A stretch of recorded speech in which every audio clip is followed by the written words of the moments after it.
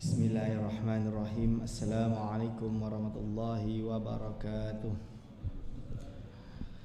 Alhamdulillahirabbil alamin. Assalatu wassalamu ala asyrafil anbiya'i wal mursalin wa ala alihi wa ashabihi ajma'in. Wala haula wala quwata illa billahil aliyil azim. Allahumma la sahla illa ma ja'altahu sahla wa anta taj'alu hazana idza syi'ta sahla. Rabbi shrah li sadri wa yassir li amri wahlul 'uqdatam min lisani yafqahu qawli, amma ba'du. Pada yang terhormat pengurusi Tuan Nazim Masjid Asy-Syakirin yang saya hormati dan saya kasihi, kepada segenap asatizah, para alim ulama, para a'immah di masjid yang mulia ini, wabil khusus kepada hadirin wal hadirat hafizakumullah. InsyaAllah kita akan meneruskan pengajian kita untuk kitab Tuhfatur Raghibin karangan Syekh Arsyad Al-Banjari rahimahullah, yang mana pada hari ini kita berada di muka surat 7. Maka menurut qaul atau pendapat ini, renggan kedua. Bismillahirrahmanirrahim. Jadi keterangan pada minggu lepas kita dah membahas tentang definisi apakah itu iman. Iman itu adalah tasdiq. Maka menurut pendapat ini, dia teruskan, maka menurut atau qaul pendapat ini, barang siapa ada di dalam hatinya tasdik pada yang tersebut itu dan ada pada lidahnya ikrar dengan 2 kalimah syahadah, maka orang itu mukmin pada batin, yakni pada pengetahuan Allah Ta'ala, kerana diperoleh hakikat iman iaitu tasdik. Dan mukmin pula ia pada zahir, yakni pada pengetahuan manusia, kerana baginya ada alamat iaitu ikrar. Berarti apa? Kalau ada di dalam hati dia ikrar, jadi bukan dalam hati dia ada tasdik, membenarkan. Jadi dia percaya dengan 2 kalimah syahadah dalam hati dia, dan dia juga telah melakukan ikrar syahadah. Anta muslim? Na'am. Syahadah, asyhadu an la ilaha illallah wa asyhadu anna Muhammadar Rasulullah. Berarti dia mukmin. Mukmin secara batin, secara akhirat di sisi Allah SWT. Berarti dia tidak akan kekal di dalam api neraka. Mukmin di dalam dunia, kerana kita melihat dia ikrar. Sebab kita tak boleh menghukum apa yang ada dalam hati dia. Itu diserahkan kepada Allah SWT. Kita mukmin dalam zahir dia. Berarti maka diperlakukanlah atasnya segala hukum Islam di dalam dunia. Diberlakukan segala hukum Islam di dalam dunia. Berarti yakni sah dinikahkan dengan orang Islam. Kerana secara syariat, lelaki yang muslim perempuan yang muslimah hanya boleh kahwin dengan lelaki yang muslim. Kalau lelaki yang muslim kahwin dengan perempuan kitabiah, itu boleh. Perempuan kitabiah ni kafir kitabi. Kafir kitabi ini berarti sama ada perempuan itu adalah Kristian dari sisi tok nenek dia, semua dah memang Kristian sampai sebelum zaman Rasulullah SAW, maka dia dipanggil sebagai kafir kitabi. Atau perempuan tersebut Yahudi, dah memang Yahudi sejak sebelum Nabi Isa AS, maka dia dianggap sebagai kafir kitabi. Ini halal atau boleh bagi lelaki muslim kahwin dengan perempuan kitabi. Berarti ini hanya berlaku kalau kat sana lah, dekat Palestin ke atau dekat Europe ke, kerana mereka dah Kristian dari dulu, tak pernah murtad. Kecuali tok neneknya dulu bukan Kristian.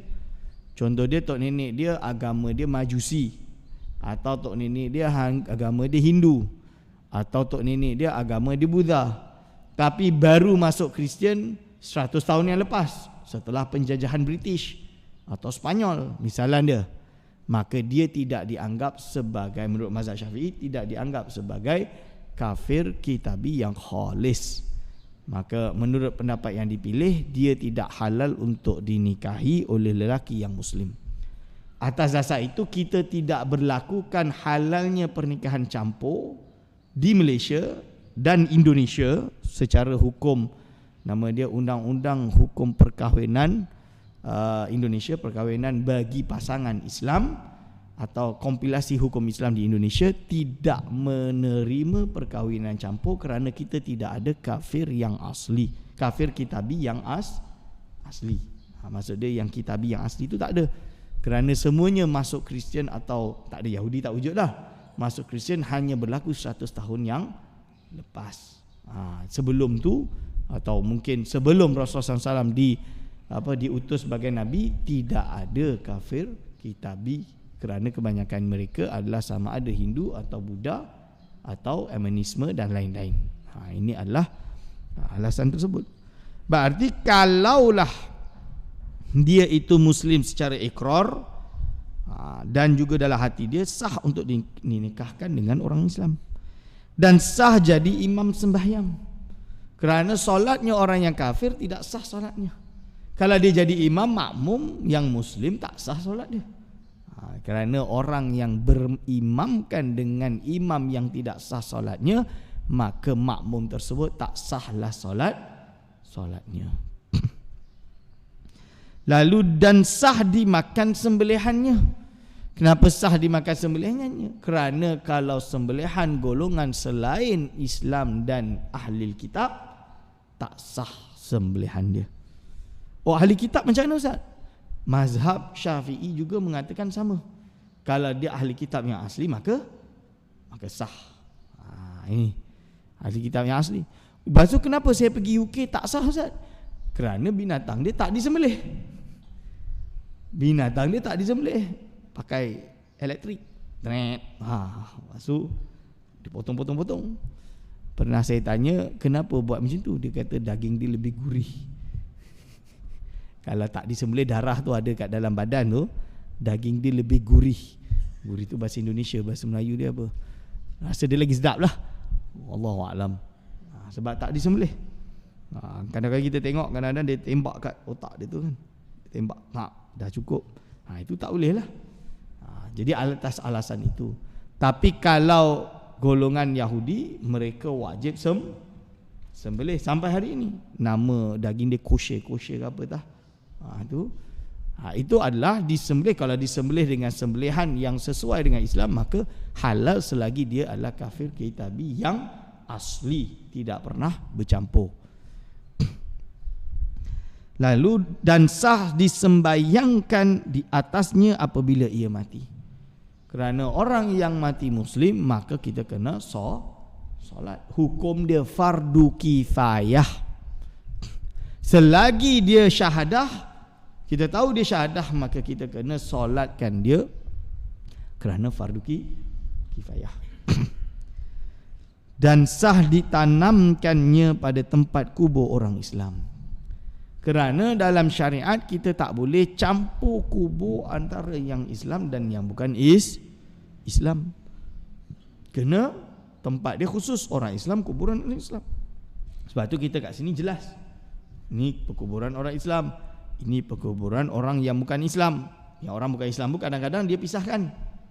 Dia tak nak kuburkan bersama ni, dia tak nak yang bersama ni. Itu hak dia lah. Jadi kita jelas. Lalu dan sah diwarisi atau diwaris oleh kerabatnya yang Islam. Kerana apa? Al-kafiru la yarisu wa la yurasu. Al-kafiru tidak boleh mewarisi dan tidak boleh diwarisi. Ini jadi apa? Orang yang Islam, harta dia tak boleh diwarisi atau diberikan atau diterima daripada orang yang bukan Islam, walaupun keluarga. Ini perbincangan yang lebih dalam yang sedang dibahas oleh jabatan-jabatan mufti, isu berapa kes masalah harta waris daripada keluarga yang mu'allaf. Macam mana? Ini sedang dibahas. Dan barang sebagainya daripada segala hukum Islam. Dan barang siapa di dalam hatinya ada tasdik tetapi pada lidahnya tiada ikrar. Contoh dia mungkin ada orientalis, hati dia dah percaya Islam ni agama yang betul. Tetapi pada lidah ni tak ada ikrar, dia tak bersyahadah. Bukan kerana keluar yang menegahkan dia, dan bukan kerana enggan dan bantahan. Bukan sebab dia tak ikrar sebab ada orang paksa ke apa ke, bukan kerana dia tak ada bantahan dalam hati dia. Maksud dia tak lawan, dia terima ikrar tu. Dia tak ikrar, hanya dia tak lafaz. Hati dia masih terima Islam. Maka orang itu mukmin pada batinnya jua, kerana pada zahir atau pada hatinya ada hakikat iman. Ini pendapat yang dipilih. Kita panggil pendapat yang dipilih kerana apa? Kerana ulama berbeza pendapat. Menurut Asy'ariyah atau menurut mazhab Asy'ari, dia kena ada hati dan dia kena ada lisan. Menurut mazhab Maturidi, dia cukup dalam hati. Tapi setelah tarjih dalam mazhab Ahlussunnah wal Jamaah, pendapat yang dipilih oleh mutaakhirin Asy'ariyah, apabila dah ada tasdik dalam hati dia pun dianggap sudah iman di sisi Allah. Maka orang itu mukmin pada batinnya jua, kerana pada hatinya ada hakikat iman. Dan ia tiada mukmin pada zahir kerana ketiadaan alamat. Dia tak boleh dikata secara zahir dia mukmin kerana dia tak lafaz, tak ikrar. Dia tak syahadah. Zahir dia tak syahadah. Dan ia tiada mukmin pada zahir kerana tiadaan alamat, maka tiadalah diperlakukan atasnya segala hukum Islam yang telah tersebut itu. Tetapi di dalam akhirat ia daripada isi syurga jua, dan ia terlepas daripada kekal di dalam neraka kerana baginya ada iman. Dihukum bukan Islam di dunia, berarti tak berlaku hukum hakam tadi sebab zahir dia tak syahadah. Tapi di sisi Allah Subhanahu wa taala di akhirat dia dianggap mukmin, mungkin kerana dia meninggalkan syahadah di dunia ini menyebabkan dia diseksa. Mungkin kerana dia tidak solat, kerana zahir dia tak solat, maka dia diseksa di api neraka. Tapi siapa tahu dia setelah beberapa waktu akan diampunkan oleh Allah Subhanahu wa taala dan dimasukkan ke dalam syurga. Berarti at least dia selamat daripada kekal dalam api neraka. Walaupun dia tidak selamat, iaitu mungkin tak selamat untuk masuk ke dalam api neraka walau sekejap. Mungkin, wallahu alam. Atau mungkin Allah memilih untuk mengampunkan segala dosa-dosa dia dan masukkan dia dalam syurga, kerana ini adalah bahagian akidah kita. Kerana murtakibul kabirah.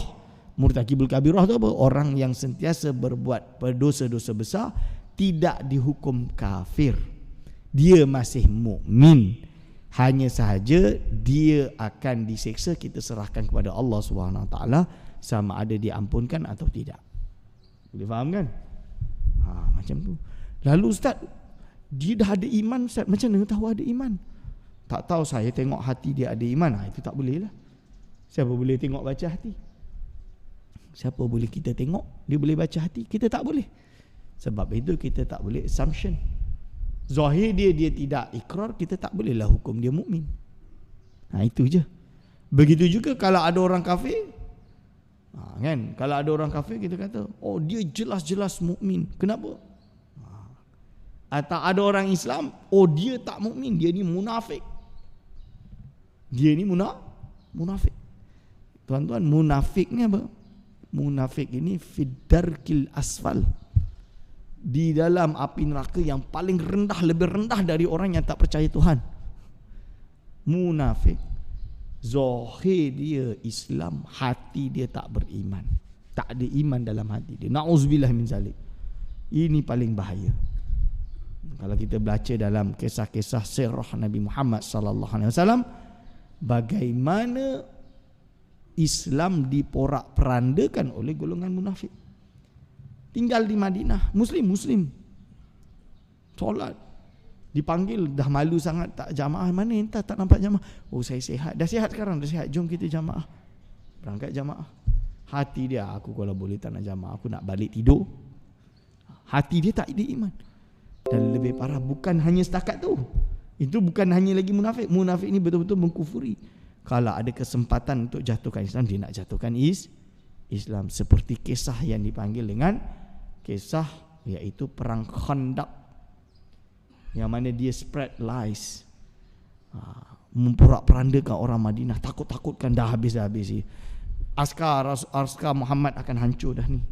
Kejap lagi orang kafir Quraisy masuk sini, lebih baik engkau ngaku je engkau ni bukan Islam, selamat. Contoh dia. Ini macam mana? Ini kena hati-hati. Lalu dia sebut apa? Dan barang siapa tiada ada di dalam hatinya tasdik tetapi pada lidahnya ada ikrar seperti kelakuan orang munafik, iaitu dalam hati dia kufur manakala dia keluar Islam, maka orang itu bukan mukmin pada batin kerana ketiadaan tasdik. Dia tak mukmin secara batin, berarti di akhirat tidak dihukum mukmin, dan ia di dalam akhirat daripada isi neraka, kekal di dalamnya kerana kufurnya itu. Tetapi ia dihukumkan mukmin pada zahir jua kerana ada ikrar. Secara mukmin, secara zahir dia kena dihukum mukmin. Sebab itu kita tak boleh mudah-mudah mengkafirkan orang. Hanya sahaja kita tak pernah jumpa si Fulan. Fulan tak pernah jumpa. Dia dah meninggal berapa puluh tahun, berapa ratus tahun yang lepas. Kita baca tulisan dia, kita tak faham. Macam-macam, banyak sangat makna dalam tulisan dia tu. Multiple meaning. Lepas tu kita hukumkan dia ini kafir. Kerana apa dia kafir? Ni tulisan dia macam ni. Ulama kata pendapat dia macam ni. Tak. Ulama tu salah. Bagi saya yang betul. Dia ni kafir. Boleh tak kita kata macam tu? Kenapa? Tulisan dia macam ni. Tak, ulama itu memahami tulisan dia bukan macam tu. Memaham seperti ini. Ada ihtimal tak? Ada ihtimal. Boleh tak kita terus kafirkan dia? Tak boleh. Ini pada hari ini senang je nak kafirkan orang. Yang jelas-jelas kita kata kafir ni, yang jelas-jelas secara zahir saksi ramai. Bukan satu, saksi ramai. Dia mengaku dia tu Nabi. Mutawatir. Contoh dia siapa? Musailamah Al-Kadzab. Dia jelas mengaku Nabi kan? Dan ulama sepakat, sahabat sepakat, dia ini kafir. Diperangi. Yang memerangi dia bukan satu orang, ribuan orang, mutawatir. Sampai hari ini ialah kita kata Musailamah Al-Kadzab adalah kufur. Jelas kerana dia mengaku Nabi. Atau isu lain adalah Qadiani. Kerana Qadiani ini mengaku Nabi. Saksi dia bukan seorang, berjuta orang di India disaksikan. Bukan kerana tulisan dia. Tulisan dia ni hanya pendukung. Saksi hidup wujud. Dan sampai hari ini mereka mengaku bahawa Qadiani, Ahmad Ghulam Mizrah Ahmad tersebut, mengaku diri dia sebagai Nabi. Dan mereka beriman bahawa dia itu Nabi. Cuma bagi dia Nabi ni ada banyak peringkat. Nabi yang membawa risalah akhir, itu Nabi Muhammad dia. Ahmad Ghulam Mizrah Ahmad ni Nabi, tapi bukan Nabi yang risalah akhir. Dia kata hari ni dia kata macam tu. Itu pun dah jatuh kufur tak? Jatuh kufur kerana mengaku Nabi. Mana boleh, Nabi dah tutup dah tak ada Nabi dah. Nabi terakhir dan Rasul terakhir adalah Nabi Muhammad sallallahu alaihi wasallam. Kalau ada yang mengaku Nabi, berarti dia mendusta Nabi Muhammad sallallahu alaihi wasallam. Dia panggil takzib Nabi Muhammad sallallahu alaihi wasallam. Maka ini yang menyebabkan dia terkeluar daripada Islam. Kita dah syarahkan isu ni. Itu baru boleh kita kata. Tapi hanya baca buku, tengok orang tak suka, wah saya macam, oh ini kafir tu. Tak boleh. La nukaffiru ahadan ahlal kiblat. Kita tak mengkafirkan seorang pun daripada ahlal kiblat. Ini kena faham. Lalu dia sebut apa? Itu kekal dalam hukum. Mukmin pada zahir juga kerana ada ikrar, maka diperlakukan atasnya di dalam dunia segala hukum Islam yang telah tersebut itu. Berarti kena disolati, kena dikafani, kena dikubur dalam kubur Islam, dan tiada dihukumkan atasnya pada zahirnya dengan kufur. Tak boleh dihukum dia itu kufur, tak boleh secara zahir. melainkan apabila diketahui akan dia dengan alamat yang menunjukkan atasnya disebut ikrarnya seperti sujud bagi berhala. Melainkan dia sujud kat berhala, ini lain lah. Dia ngaku Muslim tapi dia pergi sujud kat berhala. Kita tanya, kenapa kau sujud kat berhala? Kerana ini pun Tuhan. Dia dah kufur lah. Dia akui ini Tuhan, Allah juga Tuhan. Itu dah kufur. Dan membuangkan mushaf kepada tempat najasah dengan sengaja membuang. Ambil mushaf ada najis, sengaja lemparkan, itu berarti menghina kalam Allah, menghina mushaf. Maka pada ketika itu dihukumkan atasnya dengan kufur dan tiadalah diperlakukan atasnya segala hukum Islam yang tersebut itu. Dia tak boleh dilakukan sebagai orang Islam tapi sebagai orang kufur. Kenapa? Kerana zahir dia dah melakukan perbuatan yang kufur. Sujud dekat berhala. Ini lain misalan dia. Ada orang tunduk macam ni. Dia tak tahu depan tu ada berhala. Dia memang tengah melakukan solat kepada kiblat, dia ingat tu kiblat. Dia tak sedar ada berhala. Bila kita tanya, kenapa engkau sujud? Ini berhala. Oh ya ke? Oh tak sedar, tak nampak. Itu tak ada masalah lah. Itu contoh dia. Kerana dia tak niat. Dia niat solat menghadap kiblat. Ini kena faham beza dia. Atau orang tak sujud. Orang tak sujud. Sujud tu apa? Wadu'u jabhati 'alal ardi. Dia wadu'u jabhah 'alal ardi. Ni nama dia sujud. Dia tak sujud. Mungkin dia terjatuh, tersungkur, wajah dia dekat tanah. Apakah boleh dikatakan sujud? Tak boleh. Misalan dia. Dan lain-lain. Jadi kena jelas apa itu sujud dan bukan sujud. So tak boleh mudah menghukum.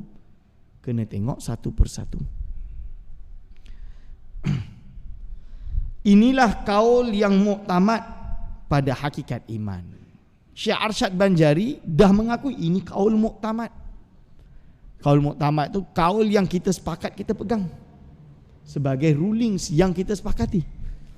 Mazhab Syafi'i muktamad dengan segala khilaf, ini oleh ulama dikatakan kaul muktamad. Dalam akidah pun sama, ada khilaf. Khilaf dalam akidah, nama dia furu'ul akidah. Ustaz, saya dengar usul tak boleh ada khilaf, Ustaz. Ada usul yang tak boleh khilaf. Tuhan satu-satu. Mana boleh kata Tuhan dua? Tak boleh. Tuhan satu. Siapa yang kata Tuhan dua salah. Tak betul. Ini misalan dia. Ini usul dalam akidah, tak boleh bisa. Tapi kalau furu' dalam akidah, contoh dia apa? Iman tadi. Apakah cukup dengan tasdik atau kena dengan ikrar? Apakah tasdik sahaja dianggap mukmin? Apakah tasdik dan ikrar dianggap mukmin? Juga khilaf tentang kalau ada orang tanya, hal anta mukminun, apakah engkau mukmin? Insya-Allah. Ini khilaf di kalangan ulama. Contoh dia. Apakah sifat takwin?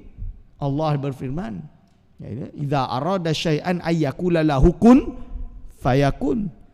Berarti menurut mazhab Maturidi ada sifat lagi bagi Allah, nama dia sifat takwin, mengadakan, mewujudkan.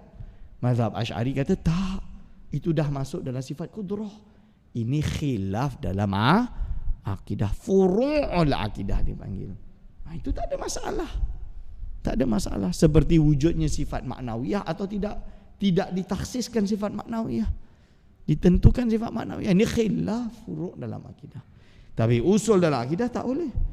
Maka oleh kerana ada furu' akidah yang berbeza pendapat, yang khilaf, maka kaul yang muktamad pada hakikat iman adalah yang ini kita pegang, iaitu cukup dengan ikrar bil qalbi, dianggap mukmin secara batin. Walaupun kalau dia tidak mengikrarkan, dia dianggap bukan Islam secara zahir.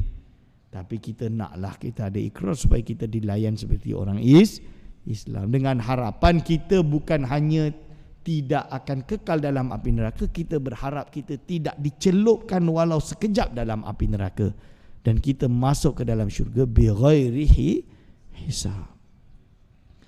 Adapun dalil Ustaz, dalil dia apa? Ustaz, dari tadi kata-kata ni tak ada hujah pun. Mana hujah dia? Kul hatu burhanakum in kuntum shadiqin.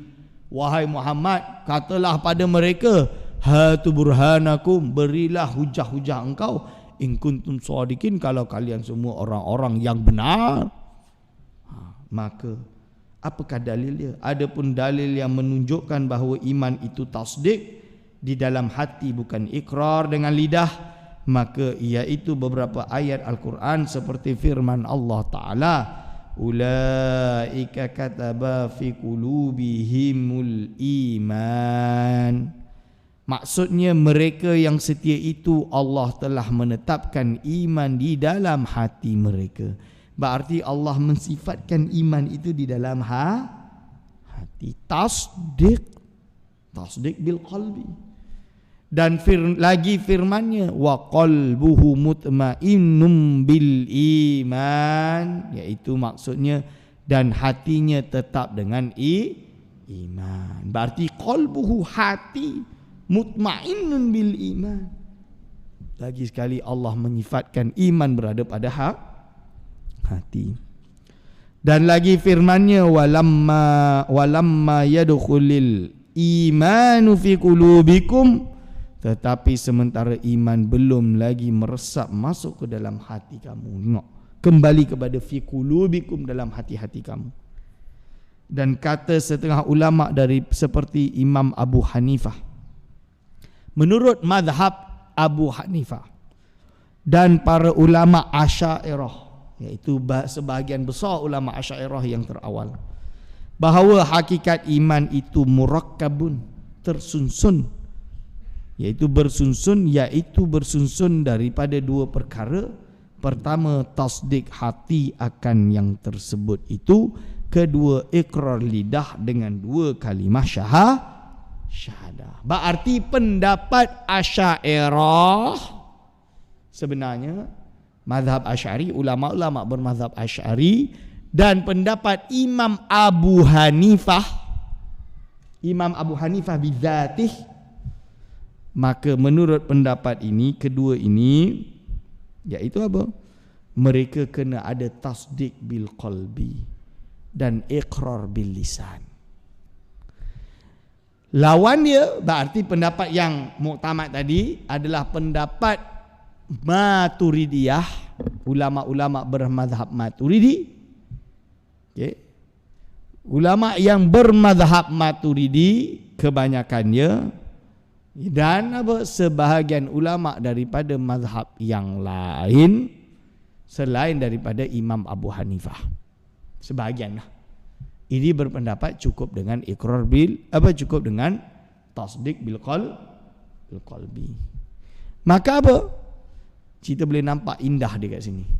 Imam Abu Hanifah sebenarnya pengikut dia yang dipanggil dengan mazhab Ahnaf atau Hanafi, mazhab Hanafi secara fiqh, majoriti berakidahkan akidah Maturidi.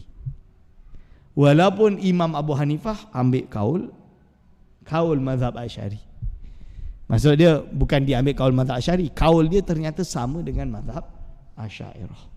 Dan pendapat Asy'ariyah yang berbeza dengan Maturidiyah sepatutnya berbeza, tapi justru sama dengan Imam Abu Hanifah dalam bab ini. Ini adalah keunikan dalam perbezaan khilaf dalam masalah akidah. Ada kitab khusus membahas tentang perbezaan Asy'ariyah dan Maturidiyah, Ibnu Kamal Al-Basha. Boleh buka dalam kitab tersebut, disyarahkan. Maka berdasarkan kaul pendapat ini, barang siapa ada tasdik di dalam hatinya akan yang tersebut itu, tetapi ada pada lidahnya ikrar dengan dua kalimah syahadah, padahal ia berkuasa atas ikrar, maka orang itu tiada mukmin pada hukum zahir dan batin. Maka ia tiada kekal isi syurga, ia hanya daripada isi neraka, kekal di dalamnya selama-lamanya. Inilah kaul yang kedua daripada dua kaul yang masyhur daripada hakikat iman. Jadi apa? Berdasar kaul pendapat ini, barang siapa ada tasdik di dalam hati dia, akan tapi dia tetap tiada ikrar pada lidah dengan dua kalimah syahadah, padahal dia boleh Ni berbeza dengan dia nak syahadah, tak boleh. Kalau dia syahadah dia akan dipancung. Misalan dia. Dia tak ada kudrah. Maka orang itu tiada mukmin pada hukum zahir dan batin. Tiada mukmin menurut pendapat ini. Berbeza pendapat dengan yang pertama, berbeza, khilaf. Maka ia tiada daripada isi syurga, dia tidak akan masuk syurga selama-lamanya. Ia hanya daripada isi neraka, kekal di dalamnya selama-lamanya. Menurut pendapat ini, maka orang-orang seperti paman Nabi iaitu Abu Talib, dia tidak dianggap najat, dia tidak akan selamat, dianggap selamat sama sekali. Inilah kaul yang kedua daripada dua kaul yang masyhur daripada hakikat iman. Kita tambah sikit lagi. Maka berdasarkan dua kaul ini, amal soleh itu menjadi syarat bagi kesempurnaan iman jua, bukan rukun iman. Ustaz, macam mana dengan amal? Amal apa? Solatnya, puasanya, zakatnya, hajinya. Ini hanya sebagai syarat, bukan syarat. Ini hanya sebagai kamalul iman, kesempurnaan iman. Bukan syarat sahnya iman, tak. Tapi hanya kesempurnaan iman.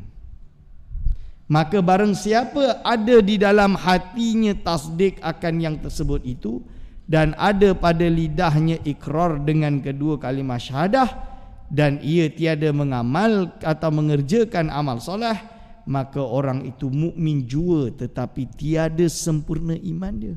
Dia mukmin cuma tak sempurna lah. Berarti banyak dosa lah. Orang yang mukmin yang asi itu melakukan maksiat atau menderhaka terhadap Allah. Berarti dia masih mukmin. Lagi ia menderhaka sebab meninggalkan amalan soleh. Sebab apa dia meninggalkan amalan soleh? Dan jika dikerjakan amal soleh, maka jadi sempurnalah imannya. Kalau dia bekerja dengan amal soleh, nescaya dia akan sempurna, iaitu seorang mukmin yang taat, yang diterima oleh Allah Subhanahu Wa Taala segala perbuatan dia. Kan? Insya-Allah kalau diterima oleh Allah, nescaya dia akan masuk ke dalam syurga Allah bi ghairi hisab. Kalau dia ada buat dosa, mungkin Allah siksa dia, mungkin Allah ampunkan dia. Masuk ke dalam syurga kerana rahmatnya, masuk ke dalam neraka kerana keadilannya. InsyaAllah. Tetapi jikalau ia mengerjakan, ini panjang, insyaAllah kita akan sambung pada minggu hadapan. Mungkin kalau minggu hadapan saya jadi pergi Sabah, InsyaAllah Ustaz Mukhlis dia akan isi. InsyaAllah. Aku lu qauli hadza, astaghfirullah li wa lakum. Wassalamualaikum warahmatullahi wabarakatuh.